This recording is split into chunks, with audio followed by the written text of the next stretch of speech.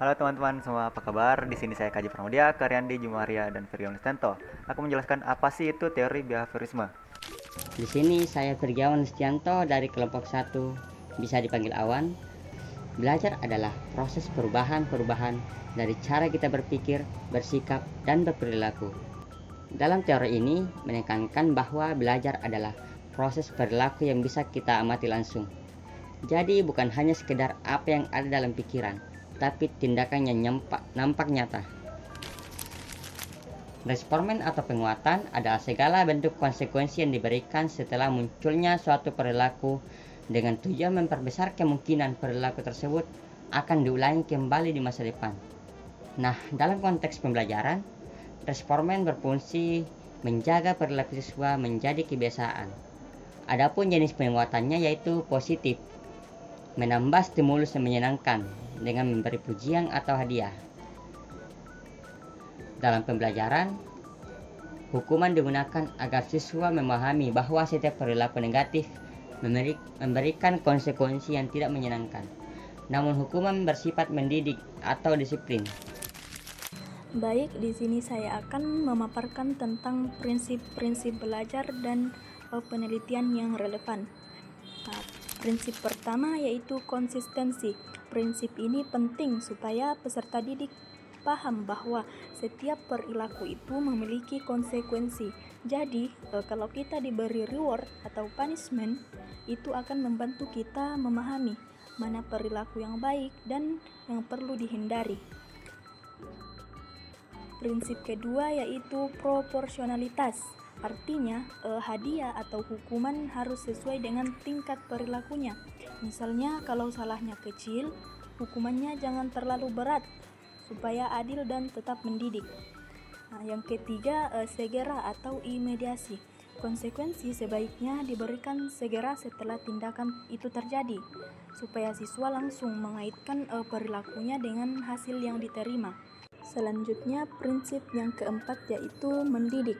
Nah, reward atau punishment tidak boleh membuat siswa trauma, malu, atau merasa tertekan, karena tujuannya adalah membantu belajar, bukan menyakiti.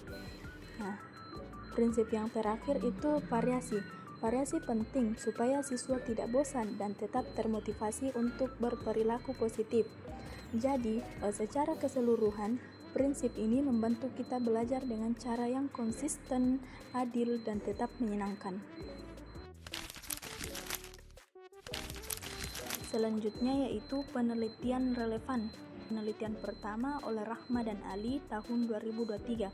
Mereka menekankan bahwa teori behaviorisme fokus pada hasil belajar yang bisa diamati. Hasilnya, teori ini mudah diterapkan di sekolah dan terbukti bisa meningkatkan kualitas peserta didik. Penelitian yang kedua, Mimi Jelita dan kawan-kawan pada tahun 2023. Mereka menemukan bahwa perilaku manusia sangat dipengaruhi oleh lingkungan eksternal atau lingkungan dari luar. Proses belajar di sini dipandang sebagai hubungan antara stimulus dan respons. Penelitian ketiga oleh Mahdalena, Febrianti, dan Abadi pada tahun 2023 juga. Nah, mereka mengimplementasikan metode tutor sebaya berbasis behavioristik. Hasilnya itu sangat positif, meningkatkan kebiasaan, kreativitas, pemahaman, perilaku, hingga moral siswa. Kesimpulannya, metode ini itu efektif untuk meningkatkan hasil belajar. Jadi, dari penelitian-penelitian ini kita bisa simpulkan bahwa penerapan prinsip behaviorisme bisa meningkatkan hasil belajar siswa secara nyata. Oke, sini analisis teori. Di analisis teori di sini behaviorisme itu memiliki kelebihan dan kelemahan. Kelebihannya itu fokus pada hasil belajar nyata. Reinforcement membentuk perilaku positif, mudah diterapkan, relevan untuk keterampilan praktis. Kelemahannya kurang memperhatikan proses mental internal, ketergantungan pada penguatan eksternal, risiko siswa pasif. Nah, di sini ada perbandingan dengan teori-teori lainnya. Pada kognitif, di kognitif itu fokus pada proses mental. Di bagian konstruktivisme, siswa aktif membangun pengetahuan. Di sosial kognitif atau Bandura, dia itu menggabungkan stimulus, respon, dan juga kognisi. Nah, di bagian kognitif sosial, dia itu interaksinya timbal balik individu, perilaku, dan juga lingkungan. Ya, dia itu lebih dinamis daripada behaviorisme. Baik, di sini saya akan melanjutkan penjelasan mengenai teori behavioristik. Sekarang kita masuk ke bagian penerapannya dalam pendidikan.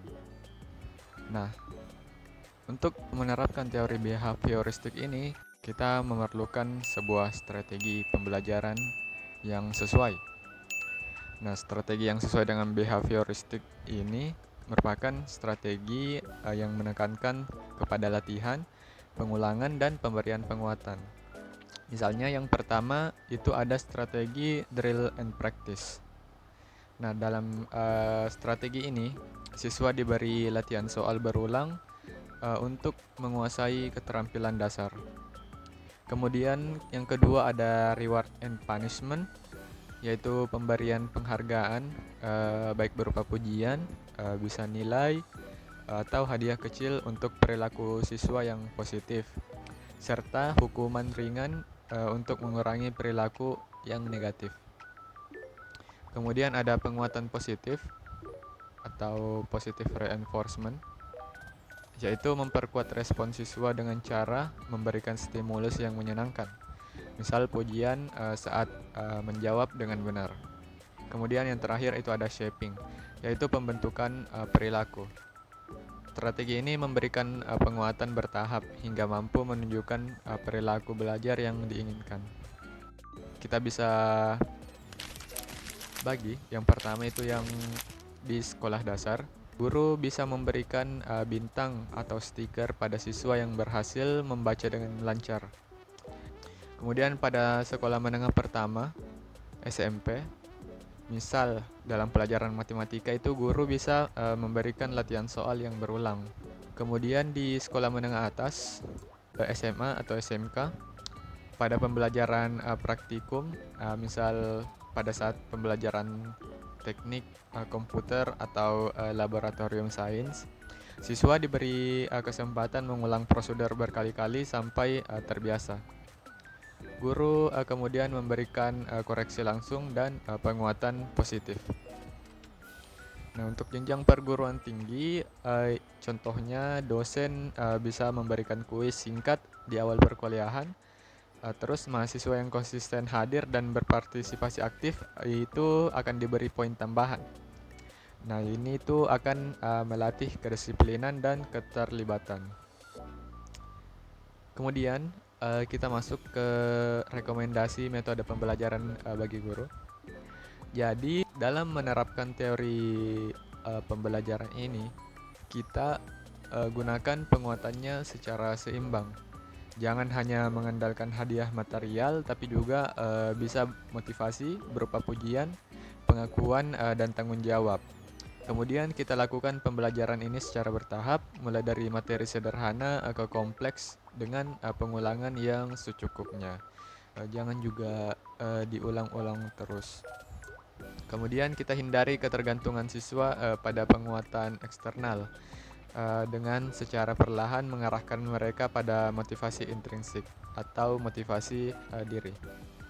Kemudian kita kombinasikan behaviorisme dengan teori lain seperti kognitivisme dan konstruktivisme agar pembelajaran tidak hanya membentuk kebiasaan, karena pada teori behaviorisme itu siswa hanya akan lebih menghafal, tidak memahami jika tidak dibarengi dengan teori belajar lain seperti kognitivisme dan konstruktivisme. Kemudian dengan menerapkan semua teori belajar ini, itu bisa menumbuhkan tidak hanya membentuk kebiasaan, tapi menumbuhkan pemahaman, kreativitas, dan kemampuan berpikir kritis peserta didik. Baik, itu tadi materi yang bisa kelompok kami sampaikan. Sekarang kita masuk ke kesimpulan. Jadi berdasarkan materi yang telah kita pelajari, dapat diketahui bahwa teori belajar behaviorisme itu memandang belajar sebagai perubahan perilaku yang dapat diamati dan diukur secara konkret. Yang terjadinya itu melalui hubungan stimulus dan respon. Nah, perubahan tersebut akan bertahan jika diperkuat melalui pengulangan serta pemberian reinforcement atau penguatan yang tepat. Untuk tokoh-tokoh seperti Thorndike, Pavlov, Watson, Skinner, hingga Bandura, itu memperkaya konsep ini melalui hukum efek, pengkondisian klasik, pengkondisian operan, hingga modeling. Prinsip utamanya menegaskan bahwa latihan, pembiasaan, dan kontrol lingkungan dengan dukungan reinforcement dan punishment itu menjadi cara efektif untuk membentuk perilaku siswa. Untuk dalam praktik pendidikan, behaviorisme itu sangat relevan untuk membangun kedisiplinan, keterampilan dasar, dan kebiasaan akademik yang konsisten. Reinforcement positif seperti pujian, penghargaan, atau pengurangan tugas itu dapat meningkatkan motivasi belajar. Sementara punishment yang proporsional dapat menekan perilaku yang tidak diinginkan sekaligus memberikan konsekuensi yang mendidik. Namun teori ini tuh tetap memiliki keterbatasan karena cenderung mengabaikan proses mental internal, motivasi intrinsik, serta aspek kreativitas siswa. Dibandingkan teori lain seperti kognitivisme, konstruktivisme, dan sosial kognitif, behaviorisme itu lebih menitik beratkan pada pembentukan perilaku melalui penguatan dan hukuman. Sedangkan teori lain itu dia lebih menekankan pada proses berpikir, konstruksi pengetahuan, serta interaksi sosial sebagai bagian dari pembelajaran yang lebih mendalam dan bermakna.